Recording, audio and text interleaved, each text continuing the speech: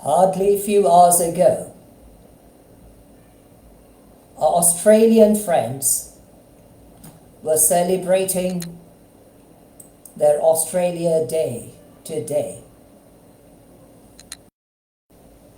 India has still been celebrating her 74th Republic Day as she declared herself a republic on the 26th of January of the Gregorian year 1950.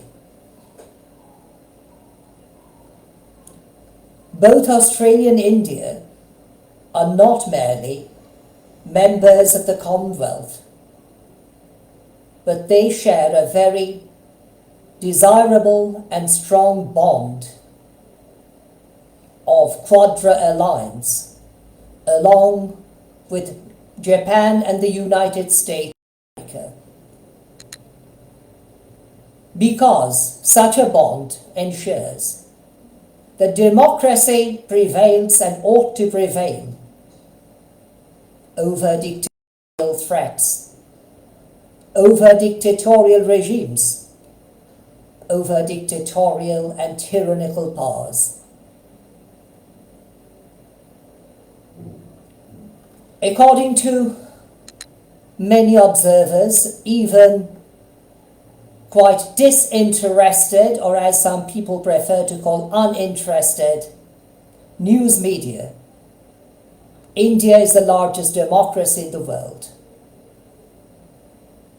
I begin to query whether we truly are the largest democratic power or figure in the current moment, or at least in this very age. When many countries in the world are so severely threatened by dictatorial regimes, not merely that their democracy may be called in question, but also that their livelihood, their lives, their loved ones, and their belongings may well be endangered.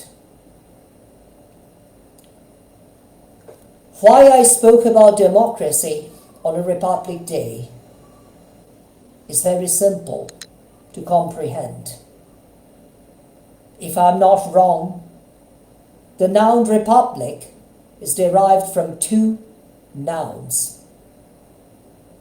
Even though my Latin is not sound enough, yet to the best of my comprehension, republic is derived from res publica, or people's rule, which is likely to correspond with the expression democracy, again with people's rule.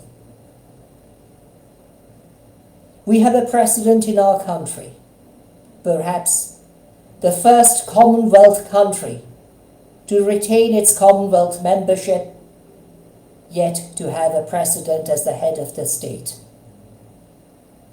Australia still is considered to be a part of the monarchy, as having the British monarch as the supreme head of the state. Japan is a monarchy, or even an imperium. And no doubt United States of America is one of the oldest republics in the world, perhaps after a few others. I'm of course not referring to the ancient world of Greece or Athens, not even the French Republic. But I'm speaking about a country with a written constitution, perhaps the oldest written constitution in the world is that of the United States of America. Our constitution, or the Constitution of India, was promulgated 2 months prior to India's declaring herself a republic. Precisely, the Constitution was promulgated on the 26th of November of the Gregorian year 1949, followed by the Indian, or I should say the initial Indian Republic Day on the 26th of January of the Gregorian year 1950. But I begin to query whether we are truly worthy of this particular day, befitting our Constitution. The Constitution of India ensures and lays down quite clearly the norms based upon sound, natural justice and equity, that we are all equal. We are equal citizens.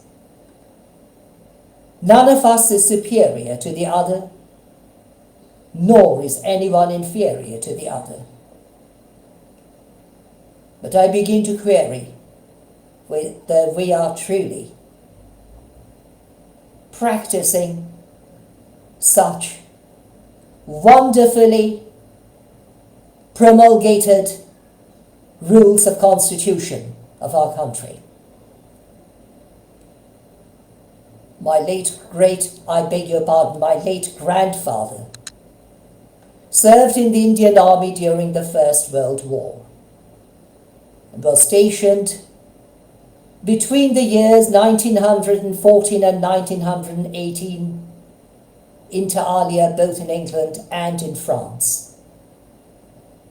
Returning to India, he joined the Indian Congress non-violent independence movement headed by late Dr. Bidhan Chandra Roy, perhaps one of the greatest politicians of the world, who ensured that justice prevailed over personal greed, personal ambition, and personal fear. But I begin to query again whether my late grandfather's and many of his companions' efforts were in vain, if our Constitution is not recognized truly in practice by most of my fellow citizens, both men and women of this country.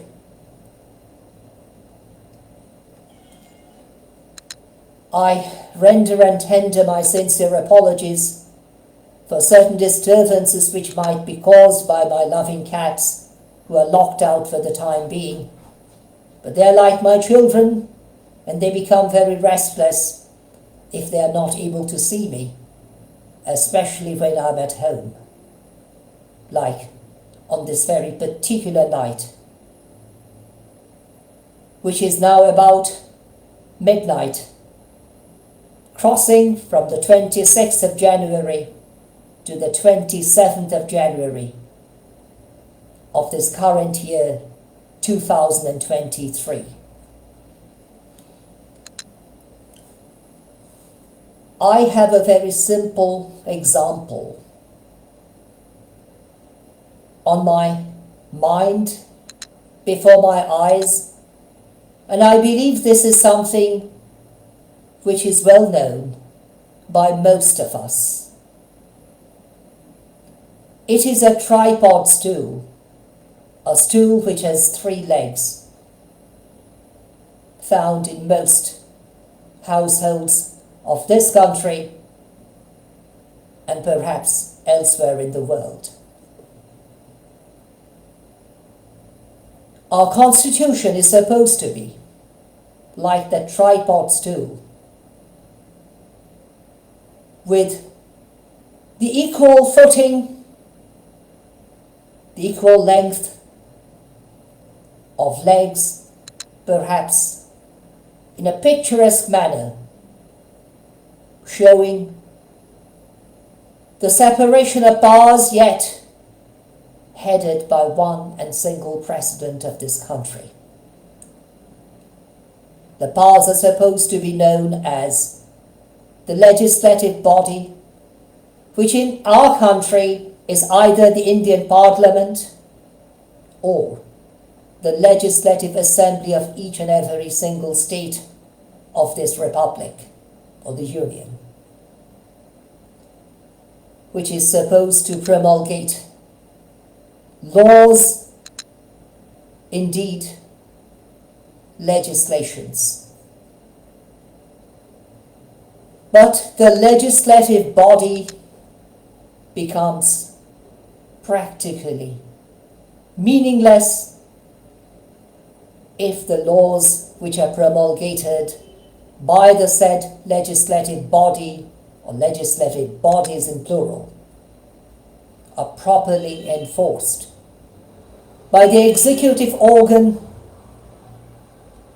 also known as administrations or administrative bodies of this country. The administrative servants or public servants, as they're often called. And indeed, in order to ensure that neither the legislative body nor the administrative organs abuse their powers, the absolutely disinterested and impartial judiciary is required. According to our constitution, the judiciary, the honourable judiciary as it is called in our country, be deemed absolutely impartial because their lordships, the honourable justices and the learned judges in courts below are supposed to be absolutely impartial, or as we call disinterested, in every single case. If the honourable justices or the learned judges fail to exercise impartiality in every single case, they fail to exercise their legal duties and violate their oath of office.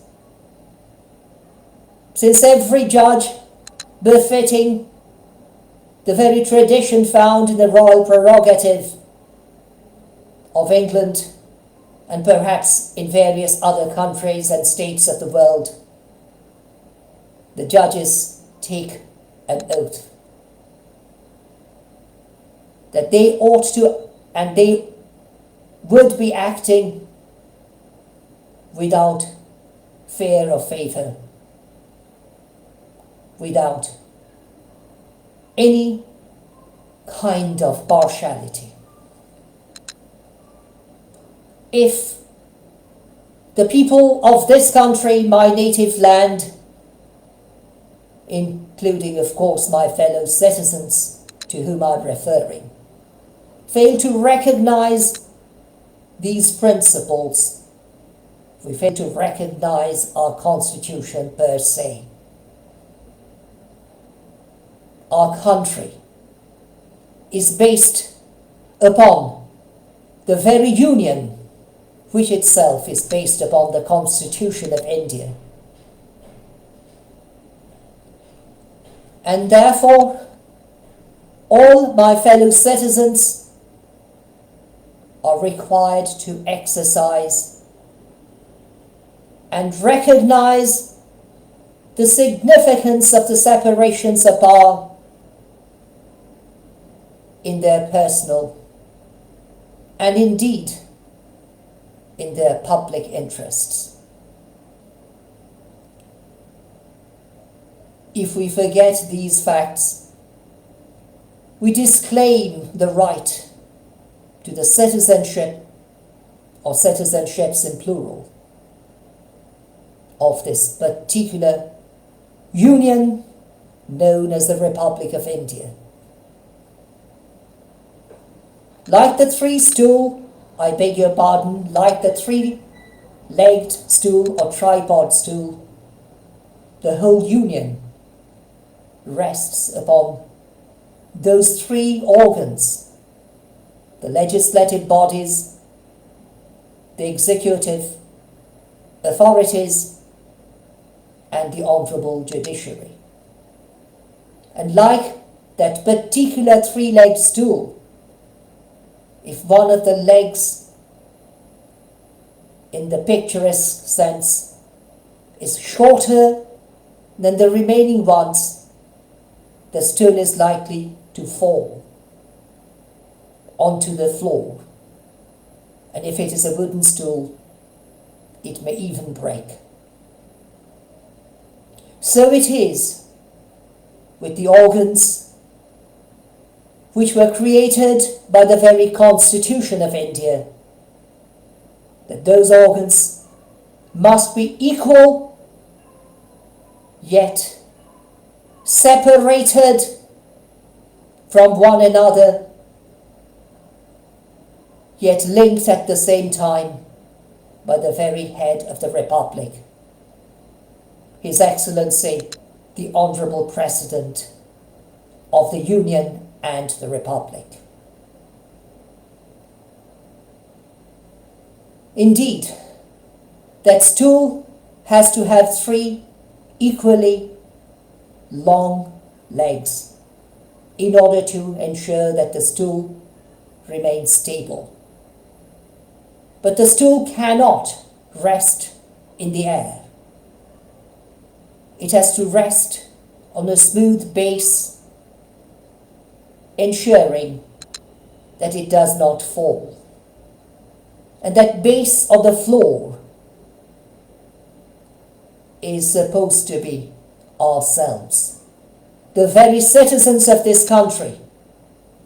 We need to support that particular stool in the picturesque sense, in a sense of constitutional vision, that three powers of our country, the separated yet united on top, are well supported by all of us. And if anybody, whether this be a natural person or a legal one, or a juridical person as it is also called, tries to violate our constitution, that person, whether natural or juridical one, be brought to justice before the impartial judiciary and is penalized in order to discourage others who may be tempted to follow the bad examples. It is our responsibility that we act properly. The Indian national flag has 4 colours, which are represented by the sash which I have on me today. The colour saffron, which is on my right, which is supposed to be on top of an Indian flag, represents self-denial, as is also shown by the Indian eremites or hermits wearing their saffron clothes, and religious groups of certain other communities, including those who believe in Buddhism. The Buddhist monks also wear saffron, at least in many, if not most, countries where they reside. The colour white in between is supposed to represent purity. Purity from prejudice, purity from self-exaltation, purity from discrimination, purity from corruption, purity from unnecessary fear, purity from being biased, and freedom in each and every single case, referring to the ones I referred just a moment ago. The colour green is supposed to represent valour, Unlike hope in the Western world, it is supposed to be the colour of bravery. And by wearing these, we ought to, and we are duty-bound to speak out against injustice, oppression, discrimination, corruption, including bribery, and wrong of each and every kind which cross our minds. And the colour blue is supposed to be the colour of loyalty. On the Indian flag, we have all these four colours. The saffron on top meaning self-sacrifice, which is most important for every single citizen of this country in service of his or her fellow citizen of this country, or citizens in plural. The colour white, purity, representing freedom, free from all kinds of discrimination and wrongfulness. The colour green is a colour of valour or bravery, which ought to encourage every single citizen of this country to speak out against injustice, oppression, violation of natural justice and equity. And the colour blue is supposed to be loyalty. Loyalty towards our Constitution primarily. Loyalty to our judiciary, even the Honourable Judiciary as a whole. Loyalty towards our legislative bodies, provided they strictly follow the rules laid down by the Constitution of India, and loyalty in helping and cooperating with the executive bodies in administrating justice and equity and upholding the rules of law befitting natural justice and equity. Our laws may not always be perfect, and therefore the Indian Constitution has provided Article 366, subsection 10, in order to ensure and declare that any law which violates that particular norm be deemed null and void ab initio et ad infinitum. We are not merely citizens of this country, but we are supposed to be soldiers of true and without being oppressed by any organ of our country. We ought to fight the real fight, befitting natural justice and equity. This is our duty. This is our call. This has to be answered by each and every one of us if we claim to be worthy citizens of this our country, India, the very union and the very republic. It is already past midnight in our country, so I bid all my fellow citizens a very good and a thoughtful night, indeed a solemn one. While I greet those who are waking up to greet a new day, who are busy exercising their duties in the middle of the day, those who are welcoming the leisure of this evening,